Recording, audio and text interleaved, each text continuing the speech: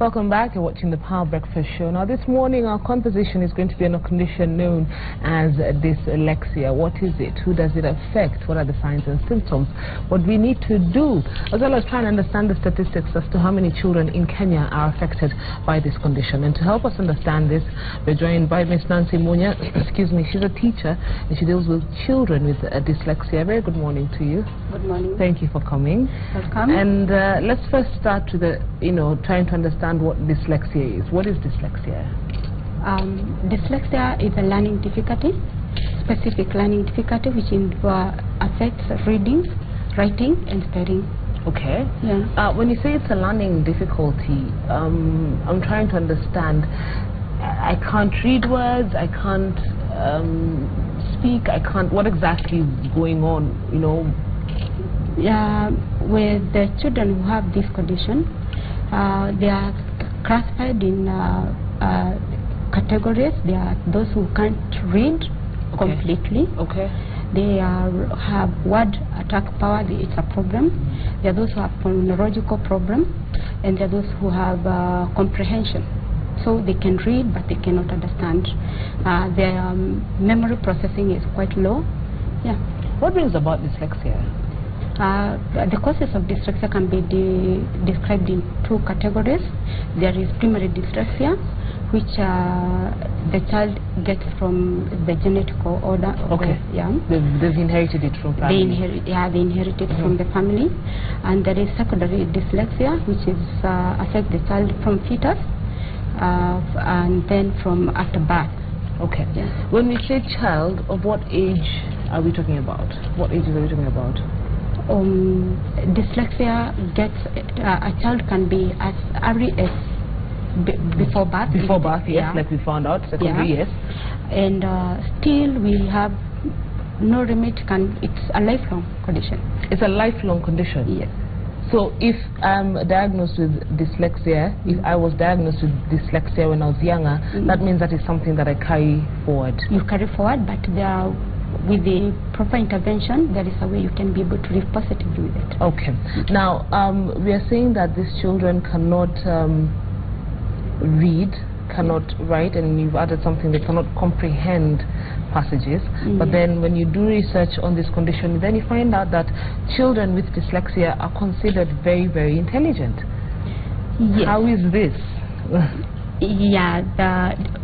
Having condition called dyslexia does mean that your IQ is low. Most often, if the IQ goes above average. The brain peripheral, which involves reading and writing, is what is narrow, but the other part is quite huge and very functional. Okay. Yeah. And then with your work with children with dyslexia, as you see, most of them tend to be very intelligent. Is it true that they then tend to align themselves with arts and crafts? Yes. They tend to be very... That is true, yeah. Why? Very mechanical. Yes. Very technical. Yeah, with the arts, music, and anything else apart from reading. That does not involve reading or writing? Reading or writing as well. Okay. What are the statistics in Kenya? How many children suffer from dyslexia? There hasn't been like a proper unofficial documentation, yes. Yeah, about the children who have dyslexia. But according to World Health Organization statistics shows that 10% of population is dyslexic. Wow, wow. And then there was a report that was done by the WESO last year or this year that said children in standard 8 cannot comprehend a passage that has been set out for standard 3 students.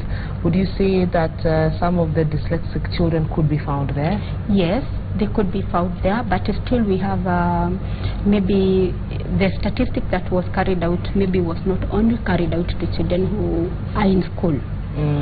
Maybe they could have taken children out of the school, as well. And it doesn't mean that a child who is out of school who has not been taken through learning process simply because he can't read, he's dyslexic. We are talking of a child who has gone through proper learning process and has not been able to capture reading well and spelling, even if the teachers have put a lot of effort. Yeah. Let me ask you, and before we go further, what are the signs and symptoms, you know, of dyslexia? There are, of course, time lapses as a child is growing up, that by the time they're 2 years, they should be able to, you know, differentiate the alphabetical order. 3 years old, they should be able to, you know, continue now, start making progress in construction of sentences. 4 years, then maybe read a book. So what are the signs and symptoms? As soon as the child is taken to school, there are those expectations that a parent have, that by this time of the staying in class, I'm expecting the child to have acquired alphabetical speed, but you find like a child with dyslexia will have a problem capturing alphabets. As soon as, you know, what happens in preschool, there are rhymes and songs. Most of the children do not have, they don't come back home with songs and rhymes as much as they are used at school. And also when it comes to now reading words, they may have word attack power. They may not they may have problem with word attack power. They can't read words as they have been presented. Then so they have phonological problems. So combining alphabets to make phonics, it's a problem. And now making phonics to words is a problem. Yeah, there are those who have the most characteristic that you may find that they have problem with B and D. They interchange, where it's B, they write D, M, W, N, N, U. Yeah. And let's get something straight. Just because a child has dyslexia doesn't mean they can't speak. They can actually speak. Yeah. Okay. According to some assessment, you find that acquiring speech, a child with dyslexia may have delayed speech, but that does not mean that all those who have delayed speech have dyslexia. Yeah. Okay, but they will speak, but it will be delayed speech. Not all of them. Not all of them. Yes. There are those who could start speaking, but they cannot. Well, but they still cannot be able to read properly. Yes. Yeah. There's an article I read that says children with dyslexia tend to, you know, ask them to spell. They'll spell how you pronounce things. Exactly. So if it's house, it's like H-A-U-S. Knife, N-A-I-S. Yeah, school, school is what we call skull. You see, skull is S-K-U-L. Yes. But they will spell the word school S-K-U-L, the way, and that's the way they also write. That's the way they write. Yeah. Let me ask you, as a parent, you know, how should they deal with such a scenario? Because it can be equally frustrating. And imagine you've paid school fees, you've sent your child out, and then when it's just spelling the word house, it's H-A-U-S. First, the first thing that a parent maybe finds that what's wrong with this child, because most often you find that these children are bright outside the school, but now when it comes to classwork, they are the bottom always, and that brings a lot of frustration to the parents, because what we expected when we took a child to school is that we all have this expectation that this bright child will bring better position. But what happens is that it's opposite. You want your child to be number one? Of course. Yeah. Always. Yes. But when this child does not bring that, first thing you think like, is it my problem? Am I giving him what is supposed?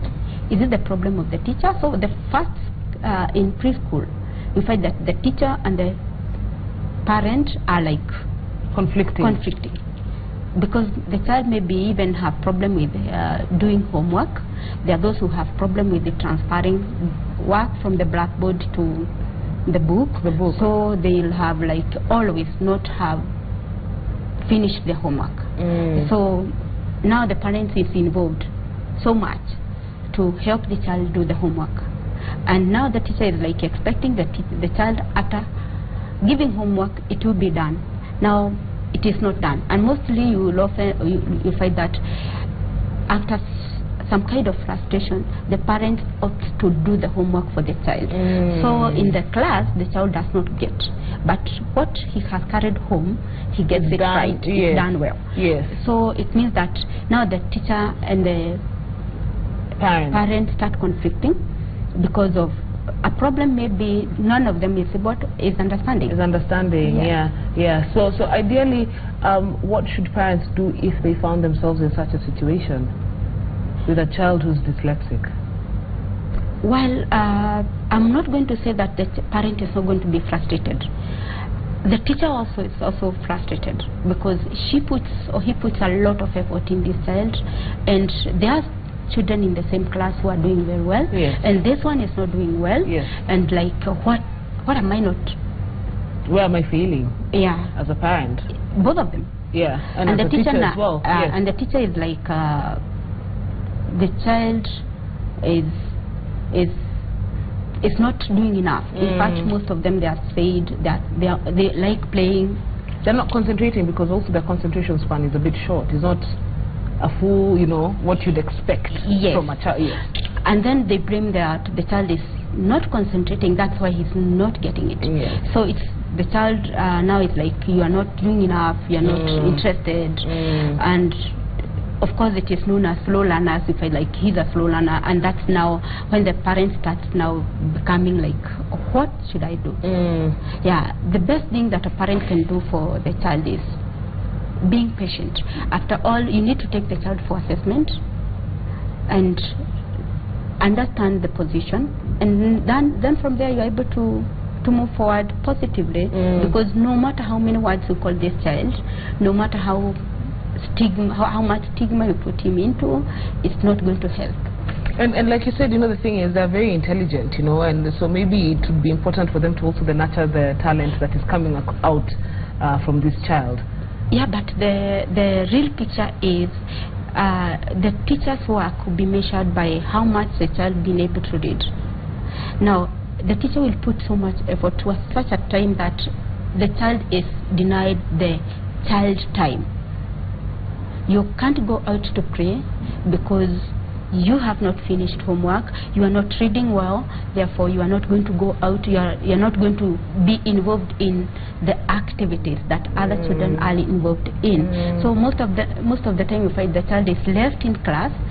Actually it's quite expensive because they are the same children who are taken through private tuitions. The teacher comes home in the evening or the weekend. On the weekend, and so the child is denied that time that he requires to realize his potential and also his talent. And just a quick reminder to our viewers, one of the wealthiest people in the world, Sir Richard Branson, is actually dyslexic, and he was so frustrated growing up. He quit school when he was 16, but then ended up founding one of the biggest airlines in the world. I like his articles because he doesn't forget to say that I was not able to read up to some certain level. Yes. Yeah. And I was going now to ask you, at then what point, after intense therapy and intense training, at what point then can we start seeing changes, in our children? Children, it depends on how severe is the child affected. There are those who are mild, they are moderate, they are profound, and they are severe cases. So at the level of you're going to how soon you're going to see the changes is depending on how the child is affected. Do we have enough trained teachers for dyslexia? I'm not going to say they are not there, because a teacher who has gone through training will have been taught how to handle children who are not performing. But what we have is the pressure of performance, that the teacher does not give time to this one who is a slow learner, who is not capturing properly, because his target is to have mean score. If there was some mechanism on how to help them, the teacher would be able to do that. But we have a child with severe condition. Remember, they don't have any other characteristic that shows that these children have special needs. It's only when they are reading, writing in class level. Yes. In a class situation, that's what shows that they are not performing like other children. Yes. So their academic is what is not right. Yes. If the child is at a situation where it's above moderate and severe, you need to develop a program called individualized education program in a class tuition, so that you can be able to give this child some individual time. Yeah. And I'll just read a few messages here. A good one here. Our daughter is dyslexic and is in the University of Nairobi second year. You know, I guess, and we'll come and talk about reversing this trend. I'm just feeling my daughter is almost like what you're discussing. She doesn't do classwork, even homework. But I think this is different. But when it comes to exams, she performs well. I think this is different. Then, hi, my son has all those problems we have talked about, and he's in class 4. He plays a lot, and in class his concentration is low. What can we as parents do? Is that one question? My son had dyslexia. I took him for assessment at some place, I don't know where this is. They said he was hyperactive, but his IQ is very high. That's Veronica in Kangemi. Then Kathy in Nakuru. How I wish all teachers and parents would be aware of this condition, because they end up scolding or worse, caning the child. But I want to also bring up something here. Dyslexic children tend to be hyperactive. Is that a defense mechanism, or they're not? They're not. Like being a hyperactive child doesn't mean that you have dyslexia, neither of them, but hyperactivity is a different condition, dyslexia is a different condition, but they can be found in the same child. Yes. Yeah. Okay, so it's not, but now we are seeing someone here who's, you know, whose daughter is at the University of Nairobi second year, so this is something that is actually reversible. My son is in second year, Jomo Kenyatta. Dyslexia? Yeah. There we have it, a personal account. So how did you deal with it? You know, and I think you're now talking as a parent, because there are a few parents who are asking and saying, how do we deal with this? Like the lady whose son is in standard 4. First of all, just like I said before, it was really quite frustrating. I'm a teacher, I taught my son. He couldn't read properly. You can imagine, other children are reading, and my child, having given him all the benefits, yes, he's not reading. Yes, a teacher, it was really, son. Yeah, it was really frustrating. But I realized that he is not, he's a different person. He's a different child when he was in preschool. Therefore, my intervention started at that area. He is good in mathematics, in science subject, but his problem was specifically in reading, spelling, and writing. Mostly not reading, because he could read, but his spelling was terrible. And also his problem from transferring work from blackboard to the notebook, he used to get tired so fast. Yeah, so when I realized engaged a program called Odd Blocks, I'm not going to say that it helped him so much if I was not able to know how to apply it and how to help him. Yeah, because it's quite like in the same class we had a child who had almost the same, but he didn't perform like he was because his intervention was not done at home level. So at school I was doing with him and at home. So he had that benefit. Yeah. So there's a benefit. So that's why parents, you know, should also be aware of this and also try and see that they can get trained so they can help that process. Yes. Still, a child with the learning difficulty, not just dyslexia, a teacher alone cannot be able to help alone. You need to work together, the parent and the teacher, and not like blaming each other that who is not working, who is not helping. Yeah. Okay, so it's a combined effort, and parents have to put in the effort to do that. Okay.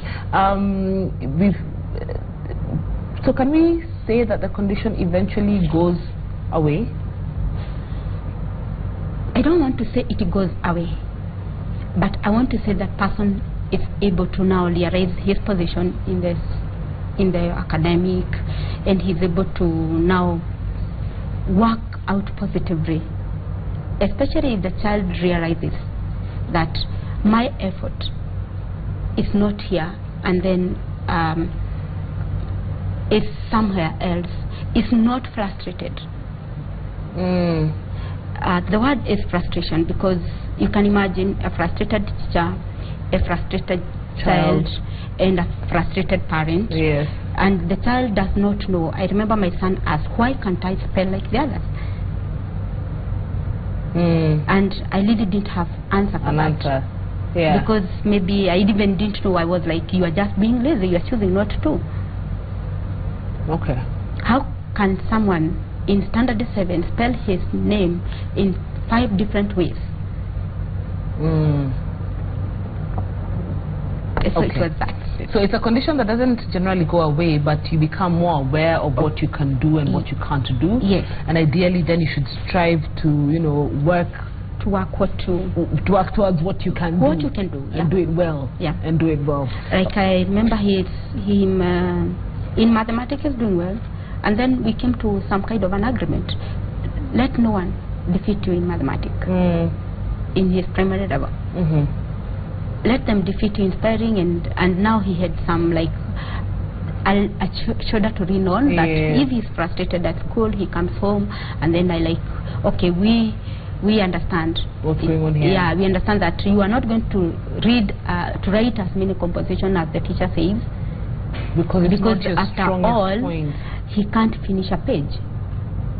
Yeah. But because you're good in math, this is what we're going to focus on. Focus on that. And this is no one is going to beat you here. Yeah.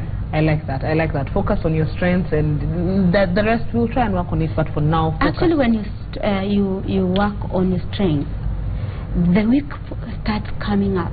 In fact, that's why we talk of what is the present level of performance of a child. At this level, what are his strengths, what are his weaknesses? Yes. And even when you're developing the IEP, you need to work on what are his strengths and what are his weaknesses. Now, you work on the strengths to try to mitigate the weaknesses. Yeah. Okay, that's very interesting. And then this month, of course, has been Dyslexia Awareness Month. We've had different forums for this, and there's an event coming this weekend. Yes, we have an open day. Yes. It is going to take place at Kitengela, where we have the school. Yes. Is this Kise?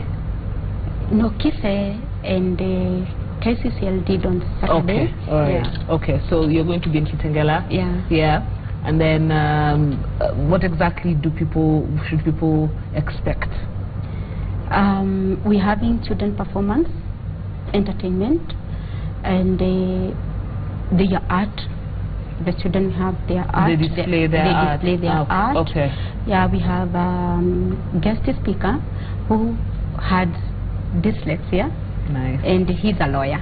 Okay, good. Oh yeah, that's nice. So we are trying to make sure that we get the people who have gone through the journey to be able to help those who are still coming up, and so that to help the parents understand the condition. And it's in Kitengela? Yeah. Where in Kitengela? Just within Kitengela locality, but we have a school down there. Called, just for the people who might be interested to come? Yeah, it's called Rare Gem Talent School. Okay. Yeah. In Kitengela. Starts at what time? At 10. At 10. Yeah, all right. 1. Nancy, a lot of people are sending in messages and are asking for your number, so I'll give you this opportunity to give out your number so that they can be able to contact you, because it looks like it's a condition that many people are suffering from but don't know how to go about it. And I guess because you're a mother who has been through it, you'd be in the best position. So please give us your number. My number is 0721 62 18 42 0721 62 18 42. Yeah. All right. Thank you so much for joining us this morning. It's been a pleasure having you and trying to understand what dyslexia is about. It's a learning difficulty. It is not a life sentence. Yeah, because we've seen quite a number of successful people come out from it. Sir Richard Branson, your son, is successful in his own right. There's a girl who's at the University of Nairobi second year, like we've been told. This Saturday, the speaker will be a lawyer, you know, who had dyslexia. So it is not a condition that is life-threatening. It can only become life-threatening if you refuse to change your mindset on it. And like Ms. Munya has said, focus on your strengths. You know, once you realize that this is what is going on, focus on the strengths. Sorry, there's something you wanted to say? Telling people we have a website, Dyslexia Organization Kenya. Dyslexia Organization Kenya. .com. Yes, and then they can get to our Facebook page, Dyslexia Kenya, like it. Okay, all right. There is so much information about dyslexia in that. There's a lot of information. Dyslexia in Kenya. What did you say the website is?